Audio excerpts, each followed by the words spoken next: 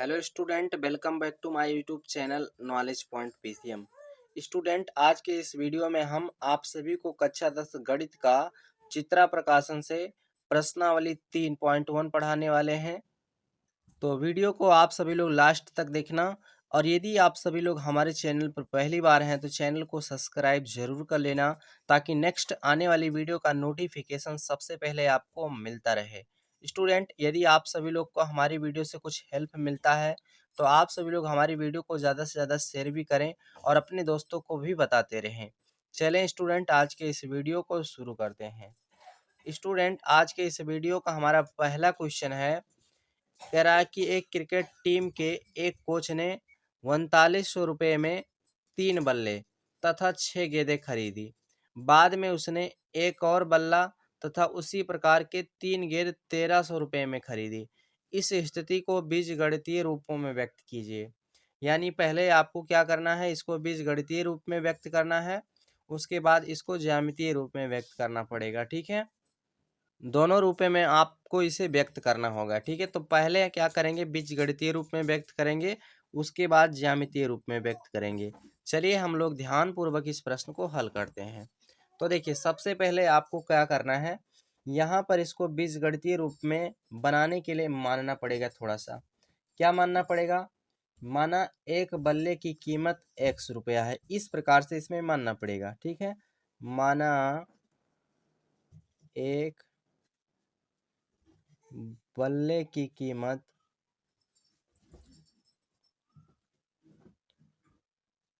x रुपया है, इस प्रकार से मानना पड़ेगा आपको। और गेंद की कीमत क्या मानना पड़ेगा, y रुपया, तथा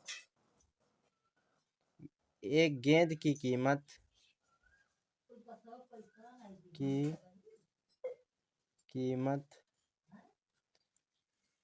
बराबर y रुपया है। तो इस प्रकार से हम लोगों ने मान लिया। अब इसमें देखो दो शर्तें बन रही हैं। प्रथम शर्त में ৪৯00 रुपये में 3 गेंद और 3 बल्ले 6 गेंद खरीदे जाती हैं, और बाद में 1300 रुपये में 3 गेंद और 1 बल्ला खरीदी जाती है। तो यहाँ पर दो कंडीशन बन रहा है। तो हम लोग दो शर्त लिख करके दो समीकरण बनाएंगे, उसके बाद हम जो है बीजगणितीय रूप में इसको व्यक्त कर ले जाएंगे। तो यहाँ पर मैंने दोनों शर्त लिख लिया है। अब हम प्रथम शर्त अनुसार और द्वितीय शर्त अनुसार जो है समीकरण बनाते हैं बीजगणितीय रूप का। ठीक है, तो देखना स्टूडेंट, देखो आप सभी लोग, पहले शर्त में देखो यहाँ पर 3 बल्ले खरीदे जाते हैं। ठीक, तो 3 बल्ले की कीमत कितना है, x रुपया है, तो 3 का x में गुणा करना पड़ेगा। और 6 गेंदें खरीदी जाती हैं, तो गेंदों का दाम y रुपया, तो y का इसमें 6 से गुणा करना पड़ेगा। तो यहाँ पर जो आपका ये समीकरण बनेगा, ये बनेगा 3x प्लस का 6y बराबर में, ये दोनों कुल मिलाकर कितने रुपए में खरीदी जाती है, तो ये ৪৯00 रुपये में खरीदी जाती है। तो हमारा ये पहला समीकरण बन चुका है। ठीक है, अब हम इस समीकरण को थोड़ा सा हल कर देते हैं, क्योंकि यहाँ पर कुछ कॉमन हो रहा है। तो कॉमन हम ले लेते हैं। देखिए यहाँ पर 3 कॉमन हो जाता है, तो यहाँ पर x बचेगा और यहाँ पर 2y बचेगा। ठीक है, बराबर में आपका ४९00 है, ४९00 लिख लेते हैं। ठीक, अब 3 इधर गुणे में इधर जाएगा तो बटे में हो जाएगा, तो x plus 2y is equal यहाँ पर हो जाएगा ४९00 बटे में 3 हो जाएगा यहाँ पर, क्योंकि इधर गुणे में था इधर आ गया है, बटे में हो जाएगा। अब इसको हम कैंसिल कर देंगे, तो 13 तिया 49, यानी कि यहाँ पर 3 आ जाएगा। कितना आ जाएगा, 3 आ जाएगा यहाँ पर। 13 तिया 49, 1 मिनट, 1300 आ जाएगा, 3 नहीं आ जाएगा, 1300 आ जाएगा। 1300 का जो है 3 से भाग करेंगे 49 में, तो 1300 यहाँ पर आ जाएगा। तो अब आपका ये जो समीकरण प्राप्त हुआ है, ये प्राप्त हुआ है x plus 2y is equal 1300। ठीक, ये समीकरण आपका बन चुका है। इस समीकरण को हम फर्स्ट समीकरण मान सकते हैं। ठीक है, अब ये हमारा पहला समीकरण बीजगणितीय रूप में व्यक्त हो चुका है। अब हम दूसरा समीकरण बनाते हैं द्वितीय शर्त अनुसार से। देखना आप सभी लोग, द्वितीय शर्त में क्या क्या कितने रुपए में खरीदी जाती है। तो द्वितीय शर्त में देखो स्टूडेंट, एक गेंद, देखिए एक और बल्ला तथा उसी प्रकार के 3 गेंदें खरीदी जाती हैं। तो एक बल्ला खरीदा जाता है, यानी कि 1 का गुणा x में होगा तो x रहेगा, प्लस अब की बार 3 गेंदें खरीदी जाती हैं, तो 3 का मल्टीपल यहाँ पर करना पड़ेगा। तो 3y हो जाएगा, क्योंकि गेंद की कीमत y रुपया है और टोटल ये मतलब दोनों मिलाकर कितने रुपए में खरीदी जाती हैं, तो ये 1300 रुपये में खरीदी जाती हैं। तो ये आपका समीकरण बन चुका है, ये पहला समीकरण, दूसरा समीकरण आपका बन चुका है। इसको हम इक्वेशन 2 मान सकते हैं, बना लेते हैं इस प्रकार से, ठीक है। अब देखो स्टूडेंट, अब हम लोग क्या करेंगे, यहाँ पर हमारा बीजगणितीय रूप का समीकरण बन चुका है। अब इसे हम लोग को क्या करना होगा, ज्यामितीय रूप में व्यक्त करना पड़ेगा। तो ज्यामितीय रूप में व्यक्त करने के लिए हमें x और y का दो दो मान ज्ञात करना पड़ेगा, तब हम उसका ग्राफ बना सकते हैं। तो चलिए हम x और y का दो दो मान प्राप्त कर लेते हैं। तो अब हम लोगों ने x और y का दो दो मान प्राप्त करने के लिए इस प्रकार से एक बॉक्स बना लिए हैं, ठीक है। अब इस बॉक्स में हम लोग मान रखेंगे और निकालेंगे, ठीक है। तो देखो यहाँ पर स्टूडेंट x और y का मान कुछ भी आप अपने इच्छा अनुसार ले सकते हो। ऐसा मान आपको लेना है कि जिससे कोई संख्या वो डिवाइड हो जाए, भिन्नात्मक रूप में ना प्राप्त हो, ठीक है। इस प्रकार से यहाँ पर आपको x और y का मान लेना रहेगा, ठीक है। तो जैसे देखिए आप लोग, यहाँ पर पहले मैं जो है y का मान निकाल लेता हूँ, ठीक है। तो x का मान अगर हमें कुछ लेना होगा ना, तभी तो y का मान निकलेगा। तो हम x का मान यहाँ पर 0 लेते हैं और y का मान निकालते हैं। तो x बराबर 0 लेते हैं तो y का मान देखते हैं क्या प्राप्त होता है। तो देखो अब इस x के मान को हम इस समीकरण में ला करके रखते हैं, ठीक है। तो चलो रखते हैं भाई। तो समीकरण आपका है x प्लस का 2y, x प्लस का 2y इक्वल में आपका 1300 है, इक्वल में मैंने 1300 लिख लिया। यहाँ तक तो आपको कोई प्रॉब्लम नहीं होना चाहिए। अब x का मान कितना लिया, 0 लिया है, तो यहाँ पर अब मैं 0 रख लेता हूँ। तो 0 प्लस 2y इज इक्वल आपको कितना मिलेगा, 1300 आपको मिलेगा। तो अब यहाँ पर हम 2y में 0 जोड़ेंगे तो 0 का मतलब कुछ फर्क नहीं पड़ेगा। तो हमको क्या मिलेगा, हमको मिलेगा 2y इज इक्वल 1300 मिलेगा, ठीक है। अब फिर हम 2 को इधर पक्षांतर कर देते हैं, तो y बराबर ये हो जाएगा 1300 और बटे में 2 इधर गुणे में इधर आ जाएगा, बटे में हो जाएगा। अब 1300 को हम 2 से भाग कर देते हैं, तो 2 से भाग करेंगे तो हमारा कितना आ जाएगा, 650, ठीक है। 2 से काट देंगे ना तो 650 आ जाएगा, क्योंकि 650 दूना आपका 1300 हो जाता है। तो x का मान यदि हमने 0 लिया तो हमें y का मान कितना प्राप्त हुआ, 650 प्राप्त हो रहा है। यहाँ पर कितना, 600 प्राप्त हो रहा है। अब एक बार क्या करते हैं, जैसे एक बार हमने x का मान 0 लिया तो y का मान 650 प्राप्त हुआ। अब की बार हम y का मान कुछ रखते हैं और देखते हैं कि x का मान क्या प्राप्त होता है। यहाँ पर हमने क्या कहा, मान आप अपने इच्छा अनुसार कुछ भी ले सकते हैं, ठीक है। ऐसी संख्या लेना है कि जो डिवाइड हो जाए आसानी से, ठीक है। अब देखो हमने y का मान 0 लिया, तो देखते हैं x का मान क्या प्राप्त होता है। तो समीकरण पहले मैं लिख लेता हूँ। समीकरण हमारा है x प्लस का 2y इज इक्वल में 1300 है, तो इज इक्वल में 1300 लिख लेता हूँ, ठीक है। यहाँ तक तो आपको कोई डाउट नहीं होना चाहिए। तो देखो स्टूडेंट, अब ध्यान देना आप सभी लोग, यहाँ पर हमने y का मान कितना लिया है, 0 लिया है। तो यहाँ पर हम y की जगह पे 0 रखते हैं, तो x प्लस 2 गुणे y की जगह पे मैंने 0 रख लिया है। उसके बाद बराबर में आपका 1300 है, तो 1300 हो जाएगा। फिर उसके बाद क्या होगा, x प्लस 2 का गुणा 0 में होगा तो 0 हो जाएगा, बराबर में आपका 1300। यानी कि x बराबर आपको कितना मिलेगा, 1300 मिलेगा। तो देखो स्टूडेंट, यदि आपने y का मान 0 लिया है तो x का मान कितना प्राप्त हुआ है, x का मान आपको 1300 प्राप्त हुआ है। तो यहाँ पर अब मैं 1300 लिख लेता हूँ, ठीक। अच्छा, ये मान हमको प्रथम समीकरण द्वारा प्राप्त हुआ है। अब इसी प्रकार से मान हमें जो है, इसी प्रकार से एक्स वाई का मान रख करके हम दूसरे समीकरण से प्राप्त करेंगे, तभी हमारा ज्यामितीय ग्राफ बन पाएगा, प्राप्त हो पाएगा। तो चलो हम लोग इसका भी मान निकाल करके ग्राफ बनाएंगे अभी। तो देखो स्टूडेंट, पहले हम लोग समीकरण लिख लेते हैं। समीकरण हमारा है x प्लस का 3y इज इक्वल में 1300 है, मैं 1300 लिख लेता हूँ, ठीक। अब देखो हम यहाँ पर चाहे पहले x का मान रख करके y का प्राप्त कर लें, या फिर चाहे y का रख करके x का प्राप्त कर लें, ठीक है। तो यहाँ पर मैं x का मान जो है स्टूडेंट इस बार 100 ले लेता हूँ, ठीक है। इस बार मैं 100 ले लेता हूँ। यहाँ पर आप और भी अपनी इच्छा से कुछ भी ले सकते हैं, ऐसा मत समझना। आप 50 भी ले सकते हो, ये भी मैं क्लियर कर देता हूँ आपको।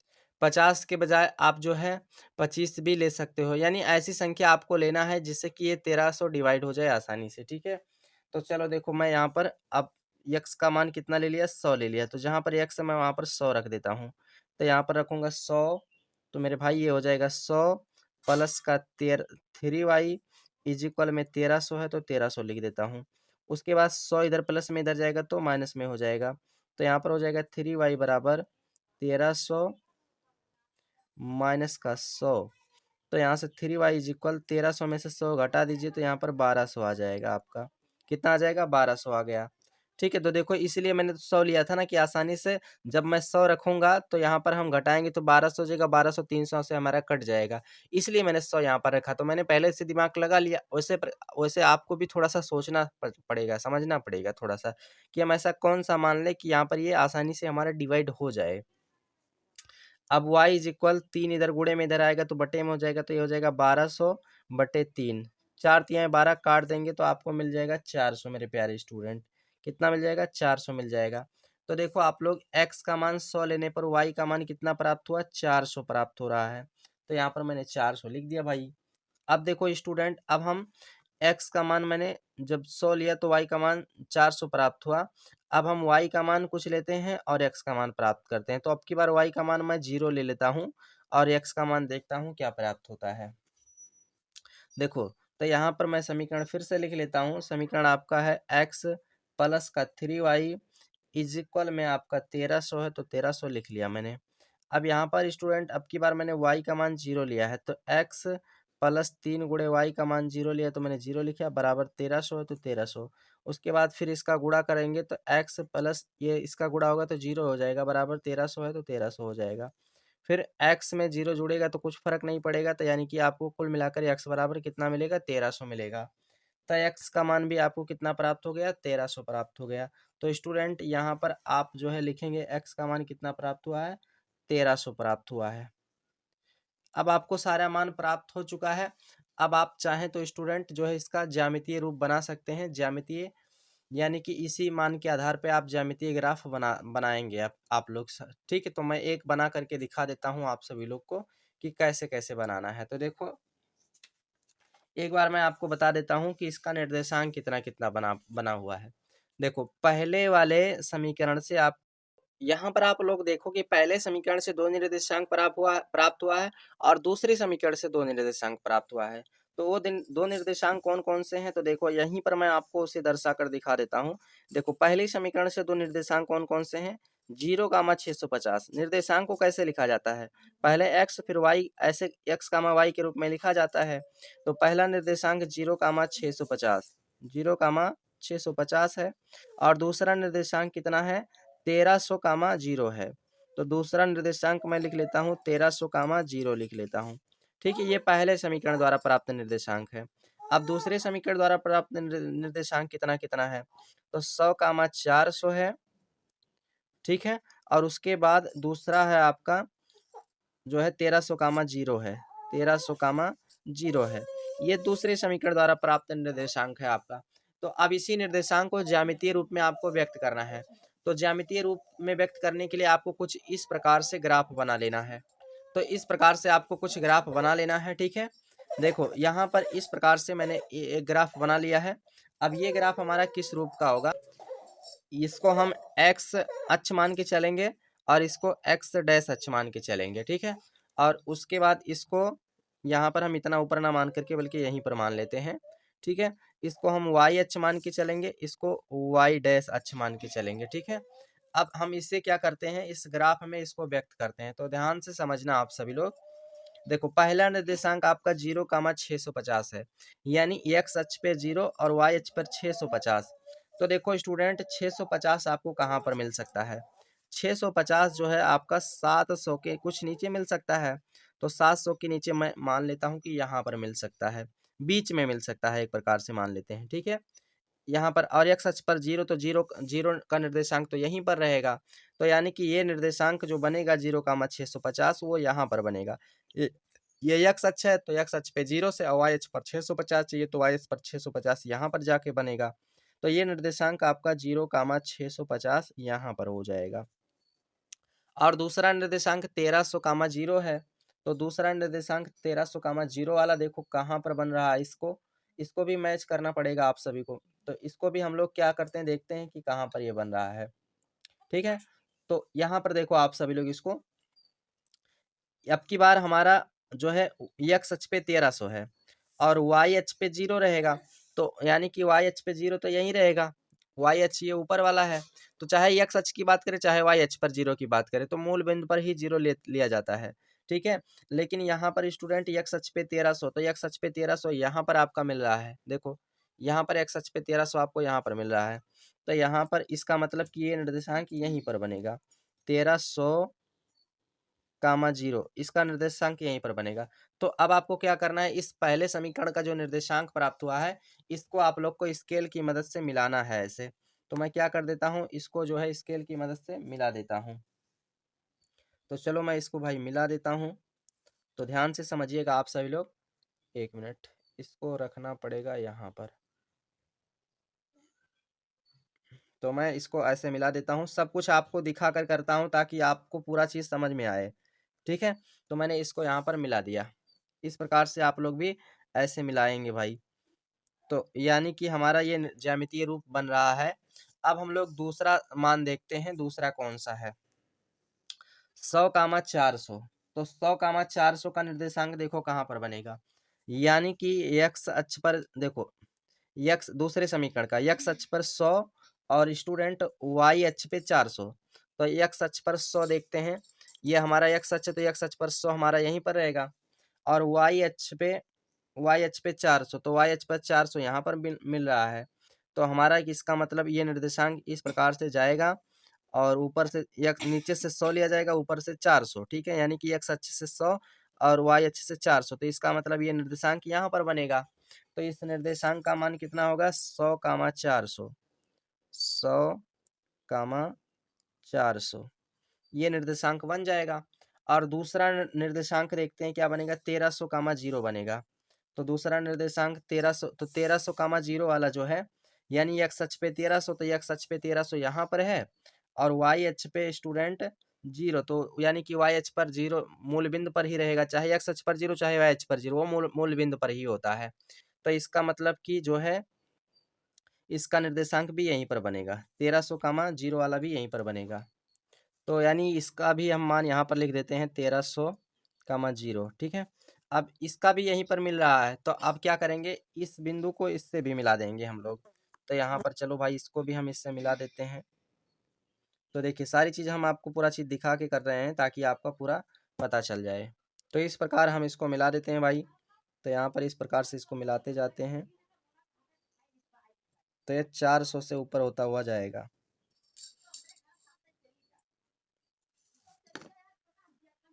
तो यहाँ पर स्टूडेंट ये इसका लाइन बनेगा, ठीक है। तो ज्यामितीय रूप भी इसका बन चुका है। इस प्रकार से आप लोग इसका ज्यामितीय रूप बनाएंगे। तो पहले क्वेश्चन का सब कुछ मैंने बता दिया, बीजगणितीय रूप भी बता दिया आपको, ज्यामितीय रूप भी बता दिया, ठीक है। तो इस तरह से इस क्वेश्चन को आप लोग सॉल्व करिएगा। चलते हैं क्वेश्चन नंबर दूसरे पे मेरे भाई। तो आपने पहले क्वेश्चन का सारा कुछ नोट डाउन कर लिए होंगे, तो नोट डाउन कर लिए हैं आप लोग। एक बार फिर से मैं आप सभी को सारा चीज दिखा देता हूँ। चलो हम लोग क्वेश्चन नंबर 2 पे चलते हैं। तो ये रहा आप सभी का क्वेश्चन नंबर 2। तो क्वेश्चन नंबर 2 पहले एक बार हम पढ़ते हैं कि इस प्रश्न में कहा क्या गया है। कह रहा है 2 किग्रा सेब और 1 किग्रा अंगूर का मूल्य किसी दिन 160 रुपया था। एक महीने बाद 4 किग्रा सेब और 2 किग्रा अंगूर का मूल्य 300 रुपया हो जाता है। इस स्थिति को बीजगणितीय रूप तथा ज्यामितीय रूपों में व्यक्त कीजिए। यानी कि पहले क्वेश्चन के जैसा सेम क्वेश्चन है, ठीक है। तो जैसे उसमें गेंद और बल्ली की बात कह रहा था, उसमें इसमें सेब और अंगूर की बात कह रहा है। बाकी सब कुछ सेम है, वैसे ही आपको इसे भी हल करना है, ठीक है। बीजगणितीय रूप में पहले बनाना पड़ेगा, उसके बाद फिर आपको इसे ज्यामितीय रूप में बनाना पड़ेगा। तो फिर हम लोग पहले मान लेते हैं कि माना 1 किग्रा सेब का मूल्य x रुपया है। माना 1 किग्रा सेब का मूल्य बराबर x रुपया है, ठीक। इसको मैंने मान लिया। और उसके बाद 1 किग्रा अंगूर का मूल्य, 1 किग्रा अंगूर का मूल्य कितना मान लेता हूँ, इसको y रुपीज मान लेता हूँ, y रुपया है। इसको भी मैंने मान लिया। तो यहाँ पर भी दो शर्त बन रहा है। देखो पहली शर्त में यानी कि 1 किग्रा अंगूर है ना, और 1 किग्रा सेब 160 रुपये में मिलता था। और वही 1 महीना बाद जो है यानी कि 4 किग्रा सेब और 2 किग्रा अंगूर 300 रुपये में हो जाता है। तो यानी कि 2 स्थिति यहाँ पर भी बन रहा है। तो हम 2 शर्त यहाँ पर बना लेते हैं और दोनों शर्त को बना करके दोनों समीकरण बनाते हैं। तो यहाँ पर मैंने 2 शर्त लिख लिया है क्योंकि यहाँ पर 2 शर्त बन रहा है। तो देखो पहला शर्त में कह रहा है कि 2 किग्रा सेब, देखो ध्यान देना आप सभी लोग, 2 किग्रा सेब, तो सेब का मूल्य कितना है x, तो 2 का गुणा x में करेंगे प्लस कितना अंगूर है 1 किग्रा अंगूर, तो यानी कि 1 का गुणा y में करेंगे क्योंकि अंगूर का मूल्य y रुपीज है, तो 1 गुणे y करेंगे तो y ही रहेगा। और ये दोनों स्टूडेंट कुल मिलाकर कितने रुपए में मिलता है 160 रुपये में मिल जाता है। यहाँ पर आप देख सकते हैं। तो मैंने यहाँ पर इसके बराबर में 160 रुपये लिख दिया। अब ये हमारा पहला इक्वेशन बन चुका है। अब देखो दूसरा इक्वेशन बनाएंगे। दूसरा इक्वेशन कैसे बनेगा? दूसरे इक्वेशन में बोला गया है कि 4 किग्रा सेब, ठीक है, तो यानी कि सेब का दाम x रुपया है, तो 4 का गुणा x में करेंगे प्लस उसके बाद 2 किग्रा अंगूर कह रहा है तो 2 का गुणा y में करेंगे क्योंकि अंगूर का मूल्य y रुपीज है। और ये दोनों कुल मिलाकर कितने रुपए में मिल जा रहा है? 300 रुपये में मिल जा रहा है। तो यहाँ पर आपका दूसरा समीकरण बन चुका है। यहाँ पर कॉमन भी हो जा रहा है। क्या कॉमन हो रहा है? 2 कॉमन हो रहा है, तो 2 कॉमन करेंगे तो यहाँ पर 2x बचेगा प्लस का यहाँ से 2 निकल चुका है, केवल y बचेगा, बराबर में आपका 300 है तो 300, फिर 2x प्लस का y इज इक्वल 2 इधर गुणे में इधर आएगा, बटे में हो जाएगा, तो यहाँ पर इसको भाग करेंगे तो 150 हो जाएगा। यानी कि आपका दूसरा समीकरण जो बनेगा वो 2x प्लस का y इज इक्वल 150 बनेगा। इसको मैं दूसरा समीकरण बना लेता हूँ। अब देखो ये हमारा बीजगणितीय रूप में व्यक्त हो चुका है समीकरण। समीकरण जो हमारा है ये बीजगणितीय रूप में व्यक्त हो चुका है। अब हमें क्या करना है? इसको ज्यामितीय रूप में व्यक्त करना है। जब आपका समीकरण बन जाए तो समझ लीजिए कि आपका बीजगणितीय रूप में बन चुका है। अब उससे आप लोग को ज्यामितीय रूप में व्यक्त करना पड़ेगा। तो ज्यामितीय रूप में व्यक्त करने के लिए आपको क्या करना पड़ता है? बॉक्स बना करके x और y के 2 निर्देशांक प्राप्त करने पड़ते हैं, ठीक है। तो हम लोग चलो बॉक्स बनाकर निर्देशांक प्राप्त करते हैं। तो हमने ज्यामितीय रूप में व्यक्त करने के लिए x और y का मान ज्ञात करना पड़ेगा, जिसके लिए हमने 2 बॉक्स बना लिया है दोनों समीकरण के लिए, ठीक है। तो पहले समीकरण के लिए हम मान निकालते हैं। तो हम यहाँ पर x और y का मान हमने बोला है कि कुछ भी ले सकते हैं, ऐसा मान लेना है कि जो कि वो आसानी से डिवाइड हो जाए, ठीक है। तो देखो स्टूडेंट, समीकरण आपका है 2x प्लस का y इज इक्वल में 160, इक्वल में 160 मैंने लिख लिया। अब देखो हम x का मान यहाँ पर 0 लेते हैं तो देखते हैं y का मान क्या प्राप्त होता है। तो x का मान मैंने 0 लिया, तो यहाँ पर जहाँ x है वहाँ पर 0 रखेंगे, तो 0 प्लस का y इज इक्वल में 160 है, 160 हो जाएगा। अब यहाँ पर इसका जब गुणा होगा तो ये पूरा 0 हो जाएगा, तो यानी कि y बराबर आपको कुल मिलाकर कितना मिलेगा? 160 मिलेगा। तो यानी x का मान 0 लिए हैं तो y का मान कितना प्राप्त हुआ? 160 प्राप्त हुआ। तो यहाँ पर 160 आप लोग लिख देना। अब उसके बाद दूसरा जो है y का मान रखते हैं, फिर x का मान प्राप्त करते हैं, ठीक है। तो चलो हम लोग यहाँ पर अब की बार y का मान 0 लेते हैं और देखते हैं कि x का मान क्या आ रहा है, ठीक है। तो देखो यहाँ पर मैंने स्टूडेंट अब की बार y का मान 0 लिया है, तो देखते हैं x का मान क्या प्राप्त होता है। तो समीकरण आपका है 2x प्लस का y इज इक्वल 160। तो यहाँ पर 2x प्लस का y का मान कितना ले रखे हैं? 0 रखे हैं, तो 0 बराबर 160 है, 160 रख लेता हूँ यहाँ पर। और उसके बाद में अब हम यहाँ पर 0 जोड़ेंगे तो फर्क कोई नहीं पड़ेगा, यानी 2x बराबर 160 आपको मिलेगा, ठीक है। फिर x में 2 गुणा के रूप में लिखा है, इधर जाएगा तो बटे के रूप में हो जाएगा। तो यानी कि जब बटे के रूप में हो जाएगा तो x बराबर 160 बटे में 2 हो जाएगा, ठीक है। यहाँ पर 8 दूना 16 की, यानी कि यहाँ पर 80 आ जाएगा, ठीक है। तो x का मान कितना आ गया? 80 आ गया। y का मान 0 लेने पर x का मान कितना आ गया? 80 आ गया है। 80 प्राप्त हो चुका है। अब उसके बाद इसी प्रकार जैसा कि आपने पहले समीकरण के लिए x और y का मान प्राप्त किए हैं, इसी प्रकार आपको दूसरे समीकरण के लिए भी प्राप्त करना पड़ेगा। तो चलिए दूसरे समीकरण के लिए भी प्राप्त कर लेते हैं। तो समीकरण को पहले लिख लेता हूँ, 2x प्लस का y बराबर में 150 है, तो 150 लिखना पड़ेगा। अब हम x का मान कुछ लेते हैं, तो x का मान 0 लेते हैं। मैंने क्या, कुछ भी आप ले सकते हैं। तो यहाँ पर रखें x का मान 0, तो देखते हैं y का मान क्या प्राप्त होता है। तो यहाँ पर रखेंगे 2 गुणे, यहाँ पर x का मान 0 लिए हैं तो प्लस का y इज इक्वल 150, ठीक है। अब उसके बाद यहाँ पर 2 का गुणा होगा तो ये पूरा 0 हो जाएगा, तो यानी कुल मिलाकर आपको y का मान कितना मिलेगा? 150 मिलेगा। तो यहाँ पर y का मान 150 आया है, तो इसको लिख लिया। x का मान 0 लेने पर y का मान 150 आ रहा है, ठीक। अब उसके बाद हम y का मान कितना लेते हैं? अब की बार y का मान कुछ ले लेते हैं, तो y का मान देखो मैं क्या लेता हूँ ताकि ये आसानी से हमारा डिवाइड हो जाए। तो y का मान यदि मैं 50 ले लेता हूँ, यहाँ पर आप अपने इच्छा अनुसार कुछ भी ले सकते हो ऐसा मान कि जिससे 150 आपका डिवाइड हो जाए। तो यहाँ पर मैंने लिया, तो समीकरण को मैं लिख लेता हूँ 2x प्लस का y इज इक्वल 150 है, 150 मैंने लिख लिया। अब यहाँ पर स्टूडेंट 2x प्लस का y का मान आपने कितना लिया है, 50 लिया है, तो यहाँ पर 50 लिख लेता हूँ, बराबर में 150 हो जाएगा। ठीक है, थोड़ा सा आपको दिमाग लगाना है कि कौन सा मान लें कि ताकि हमारा ये आगे वाला संख्या आसानी से डिवाइड हो जाए। फिर उसके बाद क्या करेंगे, 2x बराबर 50 इधर प्लस में इधर जाएगा तो माइनस में, तो यानी 150 माइनस का 50 हो जाएगा। तो फिर ये हो जाएगा 2x बराबर 150 में से 50 घटाएंगे तो 100 हो जाएगा। उसके बाद स्टूडेंट फिर क्या हो जाएगा, x बराबर 2 इधर गुणे में इधर आएगा बटे में हो जाएगा, 100/2 हो जाएगा, तो यहाँ पर 50 आ जाएगा। तो यानी कि x का मान कितना आ गया, 50 आ चुका है आपका। ठीक है, तो x का मान 50 आ चुका है।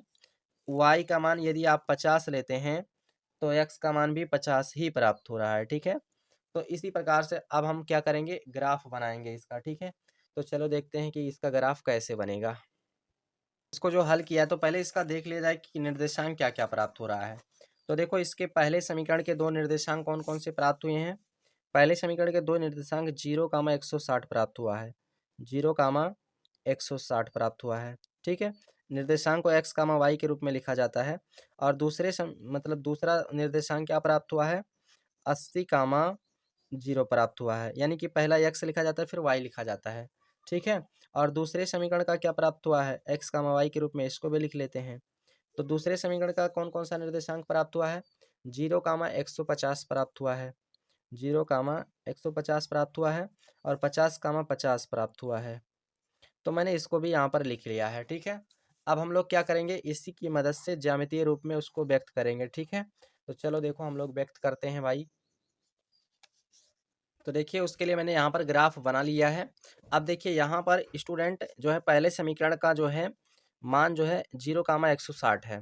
तो यानी कि देखो y का अधिकतम मान 160 है, तो यानी कि हम यहाँ पर y अक्ष पर 160 तक हम बिंदु ले जाएंगे इस प्रकार से। ठीक, और x अक्ष पर अधिकतम मान हमारा 150, सॉरी, x अक्ष पर अधिकतम मान हमारा 80 है।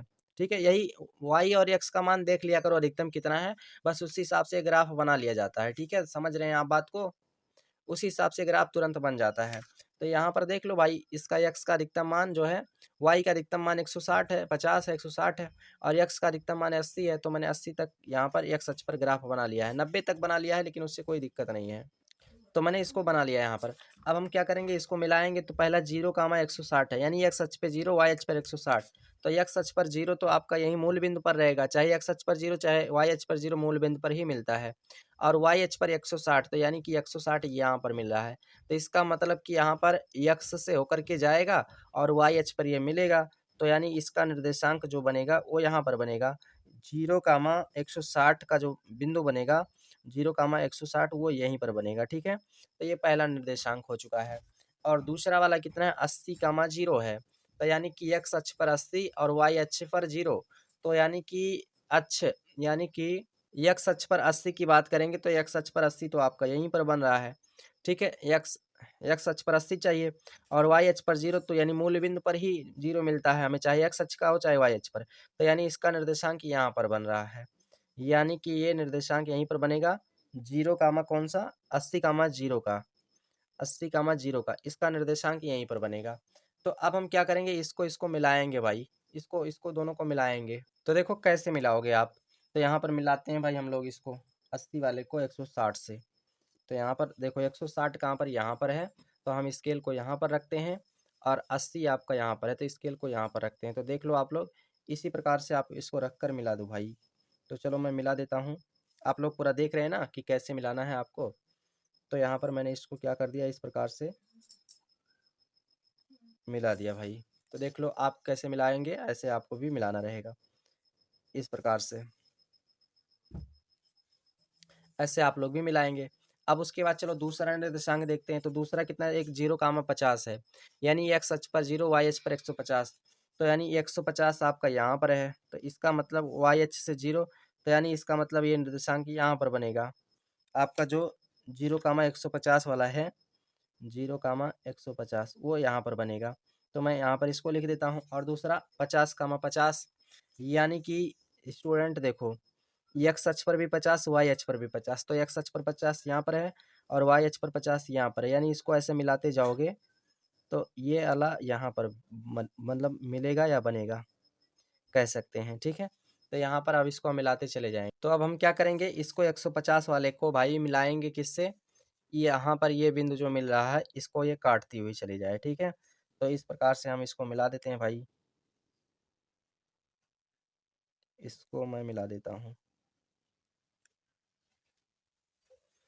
तो इस प्रकार से मैं इसको मिलाऊंगा भाई, तो ये हमारा ग्राफ रेडी हो जाएगा बन करके। ठीक है, इस प्रकार से आप लोग को भी ऐसे मिलाना पड़ेगा। ठीक है, तो ये आपका पहले समीकरण का लाइन है और ये दूसरे समीकरण का लाइन है। आप चाहें तो समीकरण को भी दर्शा सकते हैं। ठीक है, यानी कि आपका पहला समीकरण कौन सा था, पहला समीकरण आपका था 2x + y = 160, तो यानी ये वाला आपका वही है, 2x + y = 160। और ये वाला समीकरण जो है दूसरे वाले का था, ये वाला लाइन दूसरे समीकरण का था, दूसरा समीकरण 2x + y = 150, 2x + y = 150। तो इसका ये लाइन जो है इस समीकरण का बन जाता है। तो इस प्रकार आप लोग इसका ग्राफ खींचेंगे। ठीक है, तो आप लोग इसको भी नोट कर लेना अच्छे से। ठीक है, उसके बाद ये वाली यहाँ से टच होकर जाना चाहिए था, लेकिन मैंने थोड़ा सा दूर कर दिया है, इस पर विशेष ध्यान नहीं दिया। आप लोग थोड़ा ध्यान देना, आप सभी लोग। ठीक है, जब भी लाइन मिलाना तो यहाँ पर ये वाला और ये वाला पॉइंट रख करके मिलाना ऐसे सीधा। तो नोट कर लो आप सभी लोग इस क्वेश्चन को भी। अब हम लोग इस क्वेश्चन को एक बार आप सभी को दिखा देता हूँ कि कैसे हल किया गया है, उसके बाद अगले वाले क्वेश्चन पर चलते हैं। तो यहाँ पर मैंने इसको दिखा दिया आप सभी को, अब दूसरे क्वेश्चन पे चलते हैं हम।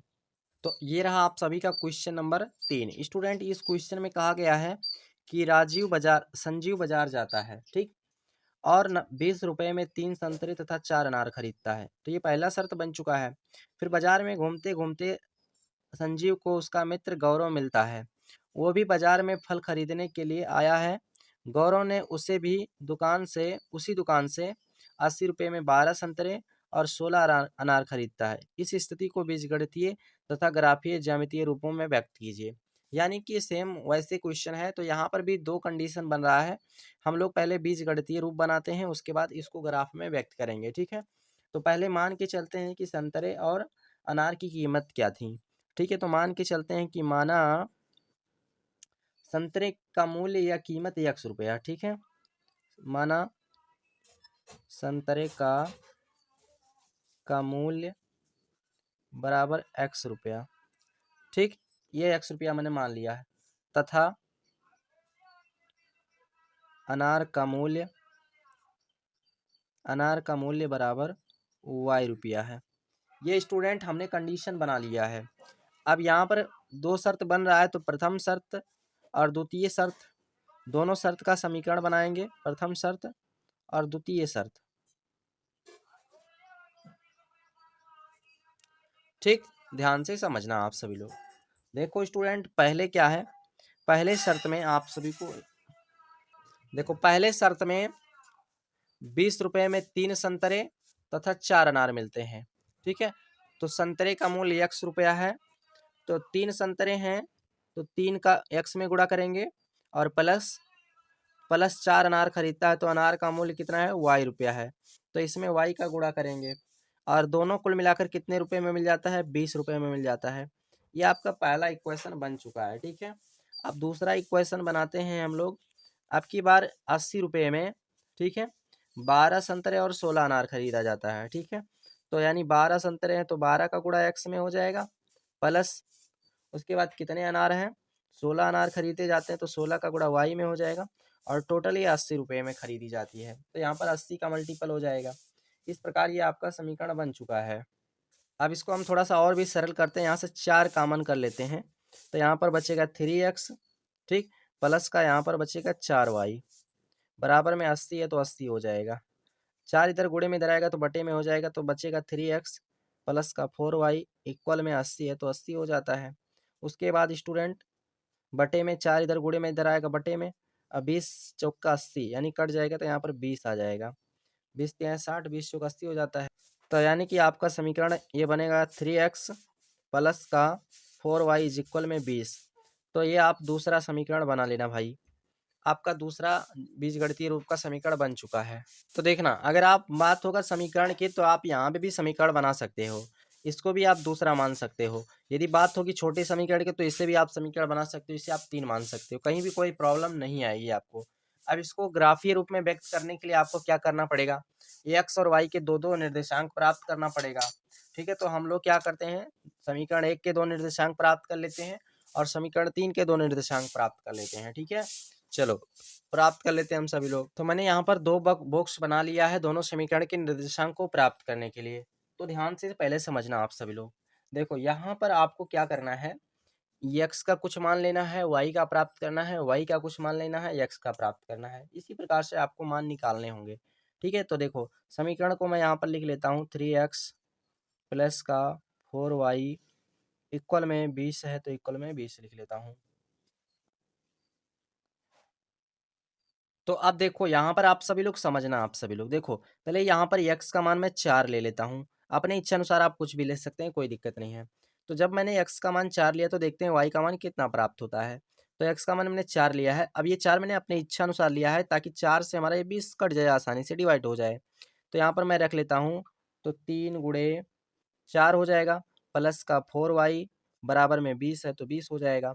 ये हो जाएगा 4 तिहाई 12 प्लस का 4y इक्वल में 20 है तो 20 हो जाएगा।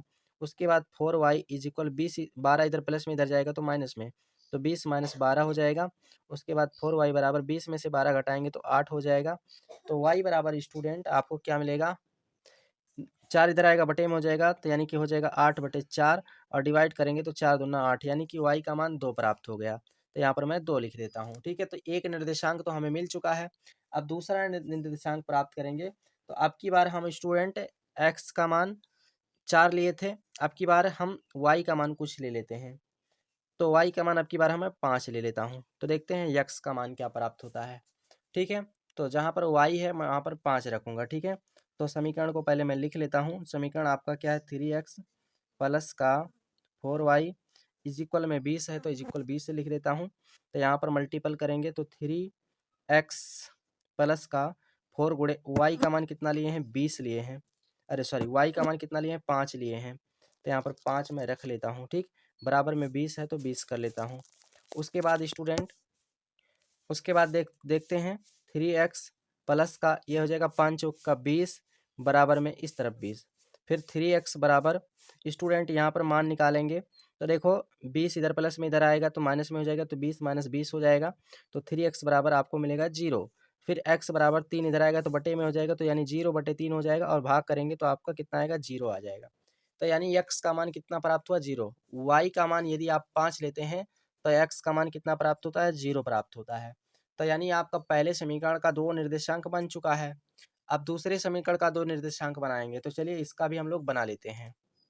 तो चलिए यहाँ पर भी x का मान लेंगे, y का मान प्राप्त करना होगा। ठीक है, तो x का मान पहले हम 0 ले लेते हैं और देखते हैं y का मान कितना प्राप्त होता है। तो समीकरण आपका लिख लेना, 3x प्लस का 4y बराबर में स्टूडेंट 20 है तो 20 लिख लेना।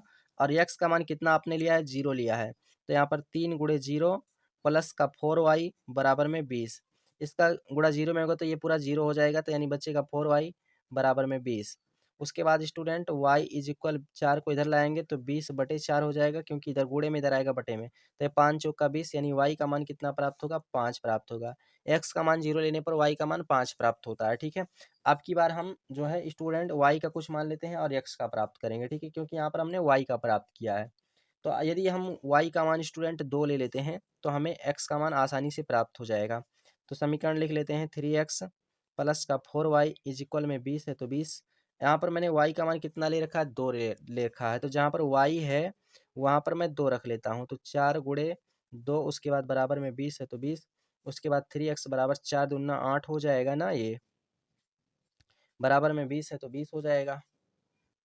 तो देखना फिर 8 को पक्षांतर कर देते हैं तो 3x बराबर 20 माइनस 8 हो जाएगा।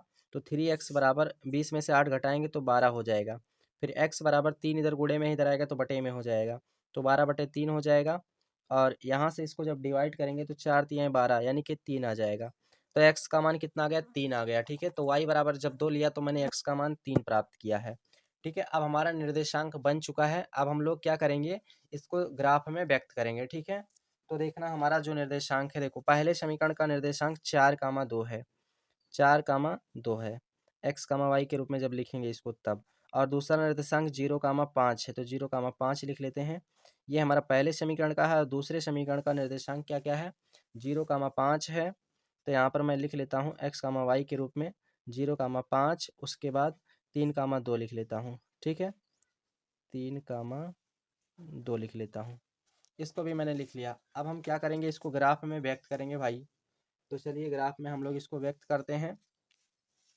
तो देखिएगा कैसे कैसे, पहले 4,2 है, तो x अक्ष पे 4, y अक्ष पर 2। ठीक है, अधिकतम 5 अंक है, तो मैंने x अक्ष पर भी 5 ले लिया, और y अक्ष का भी अधिकतम 5 है, तो मैंने y पर भी अधिकतम 5 तक ही बना लिया है ग्राफ में। ठीक है, अब यहाँ पर देखो पहले 4,2 है, तो x अक्ष पर 4, x अक्ष पर यह 4 रहा, x अक्ष पर यह 4 रहा, और y अक्ष पर 2, तो y अक्ष पर 2 ये रहा।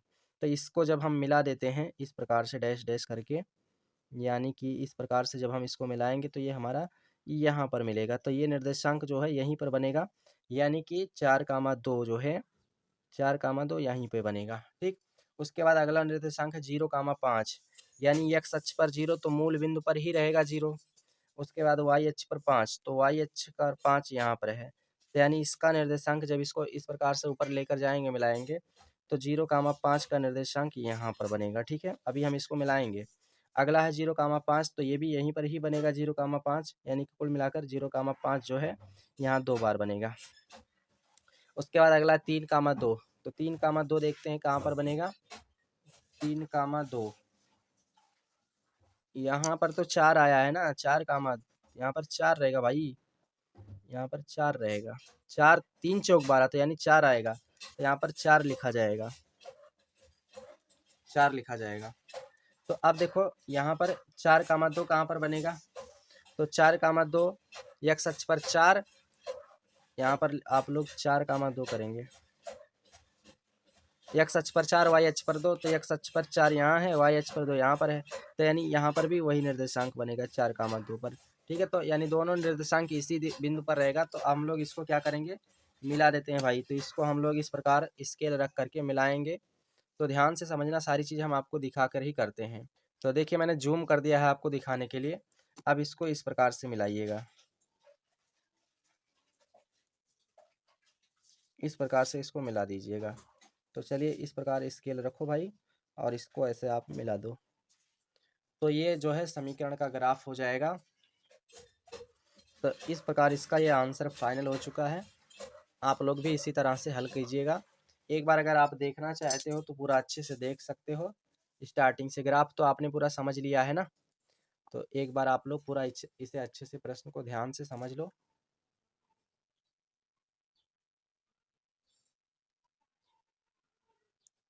तो ध्यान से आप लोगों ने पूरा समझ लिए होंगे। और एक बार ग्राफ को देख लेना भाई। ठीक, अब हम लोग चलते हैं लास्ट क्वेश्चन पर। ये लास्ट क्वेश्चन है स्टूडेंट इस प्रश्नावली का, और ये बहुत ज़्यादा इंपॉर्टेंट भी है। पहले इसको हम लोग पढ़ लेते हैं, उसके बाद इसको सॉल्व करते हैं। इसमें कहा है, आफ्ताब अपनी पुत्री से कहता है कि 7 वर्ष पूर्व मैं तुमसे 7 गुनी आयु का था, अब से 3 वर्ष बाद मैं तुमसे केवल 3 गुनी आयु का रह जाऊंगा। क्या यह मनोरंजक है? इस स्थिति को बीजगणितीय एवं ग्राफीय रूपों में व्यक्त कीजिए। सेम, यानी इस प्रश्नावली में जो भी प्रश्न दिया गया था सेम, पूरा सेम कंडीशन का प्रश्न था। तो चलिए इसे भी हम लोग हल करते हैं, इसे भी सॉल्व करते हैं। पहले बीजगणितीय रूप में इसको बनाएंगे, फिर उसके बाद ग्राफीय रूप में बनाएंगे। तो देखो इसमें 2 कंडीशन बन रहा है, दोनों कंडीशन को हम मानेंगे। पहला, आयु दोनों की मान लेते हैं, पिता और पुत्र की आयु दोनों को अलग अलग मान लेते हैं। चलो माना माना आफ्ताब की आयु, आफ्ताब की आयु कितना है, आयु x वर्ष। ठीक, इतना मान लिया मैंने। और तथा पुत्री की आयु, आफ्ताब की पुत्री की आयु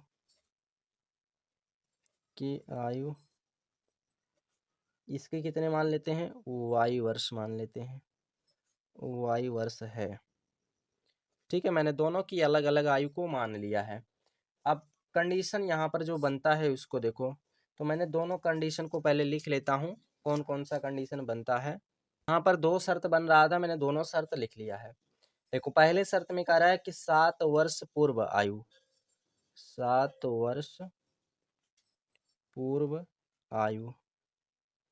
तो ध्यान से यहाँ पर आप समझना, 7 वर्ष पूर्व यानी कि जब स्टूडेंट पूर्व की बात करता है तो वहाँ पर घटाया जाता है, ठीक है।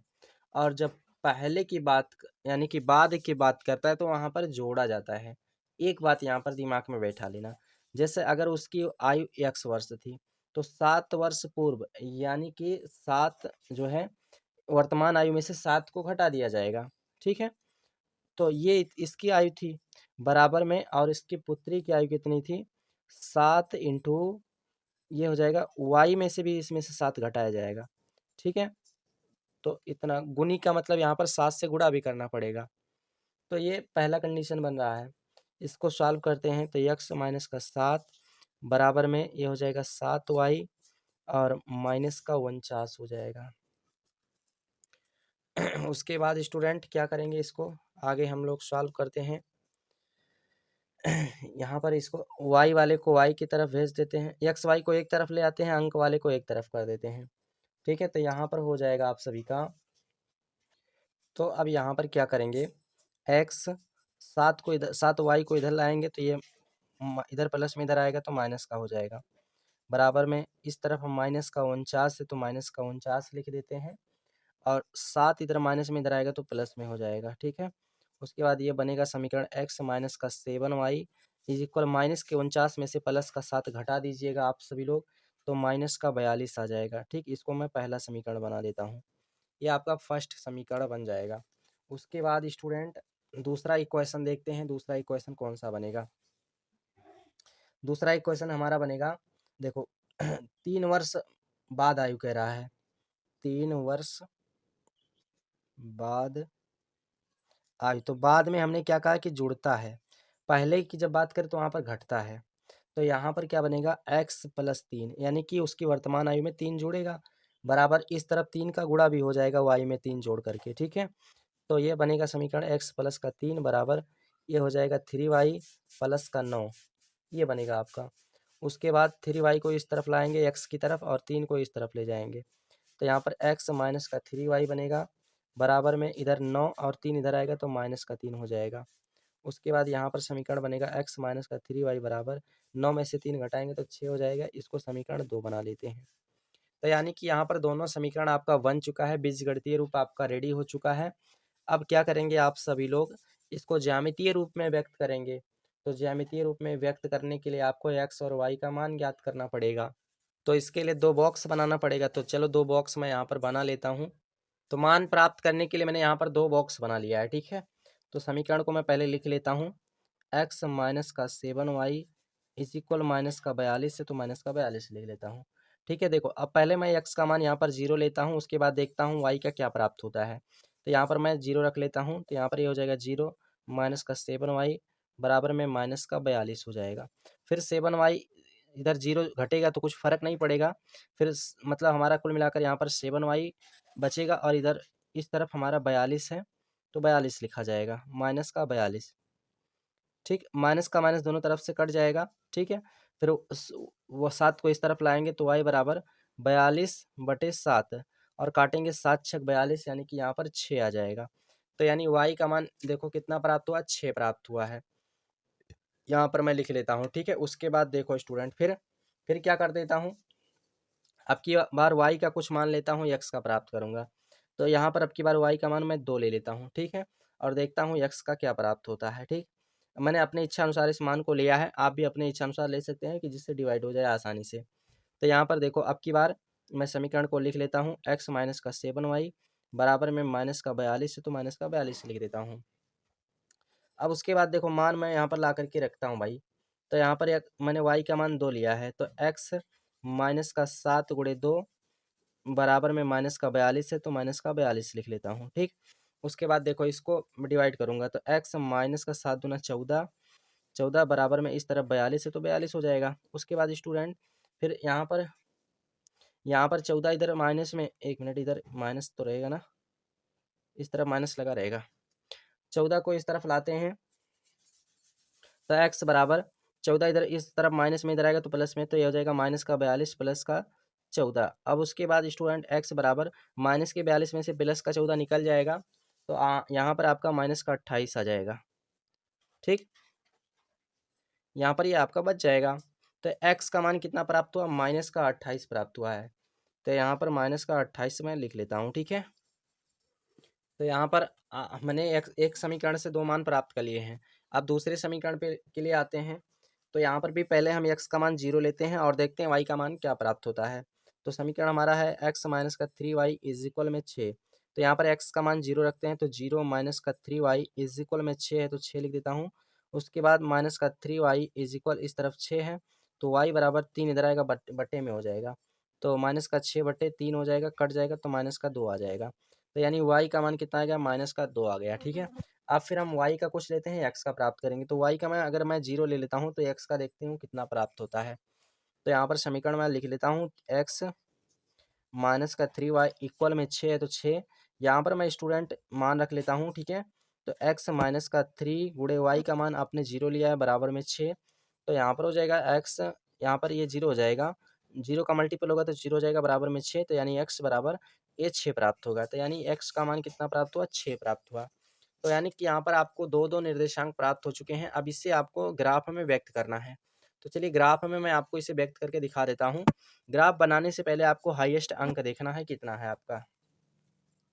तो देखो हाईएस्ट अंक आपका माइनस का 28 है, तो यानी एक्स अक्ष पर अधिकतम अंक 28 चाहिए, और वाई अक्ष पर अधिकतम अंक कितना है, वाई अक्ष पर अधिकतम अंक 6 है, तो यानी 6 तक हम ग्राफ बना लेते हैं। ठीक है, एक्स वाई अक्ष पर अधिकतम 6 और एक्स अक्ष पर अधिकतम माइनस का 28, तो इतना हम लोग चलिए यहाँ पर दर्शा लेते हैं।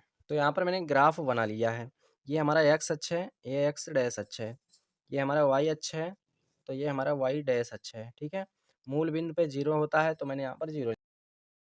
तो देखो उसका ग्राफ किस तरह से बन सकता है। तो इसका ग्राफ मैंने ऑलरेडी बना लिया ताकि यहाँ पर बनाने में कोई दिक्कत ना हो, असुविधा ना हो। ठीक है, तो देखो निर्देशांक जो जो हमारा प्राप्त हुआ था, 0,6 प्राप्त हुआ था, तो मैंने 0,6 यहाँ पर लिख लिया है, और माइनस का 28,2 प्राप्त हुआ, इसको मैंने लिख लिया है। ठीक है, और दूसरे समीकरण का 0, माइनस का 2 और 6,0 प्राप्त हुआ है, तो इसको हम लोग मिलाएंगे। तो पहले 0,6 देखते हैं।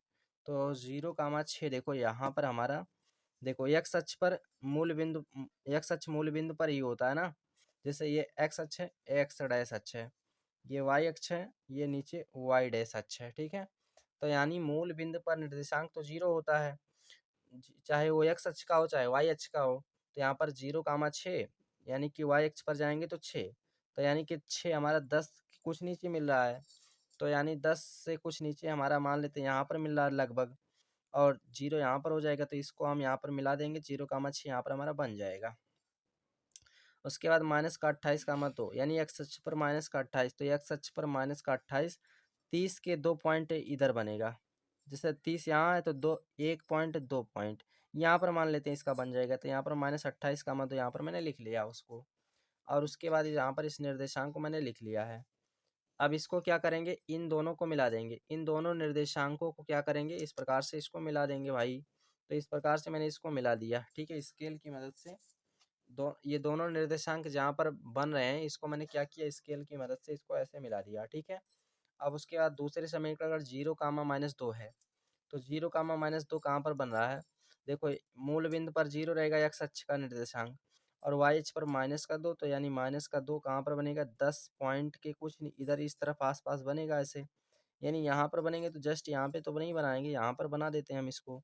तो यहाँ पर बनाएंगे तो ये 0,-2 यहाँ पर लिख दिया, और 6,0 देखते हैं, तो 6,0 एक्स अक्ष पर 6, तो एक्स अक्ष पर 6 कहाँ पर बनेगा, एक्स अक्ष पर 6 जो है देखो 1 2 3, जैसे मान लीजिए 10 से इधर आएंगे तो 6 यहाँ पर बन जाएगा, तो मान लेते हैं 6 यहाँ पर हो जाएगा, और 0 मूल बिंदु पर रहेगा, तो यानी कुल मिलाकर निर्देशांक यहीं पर बनेगा।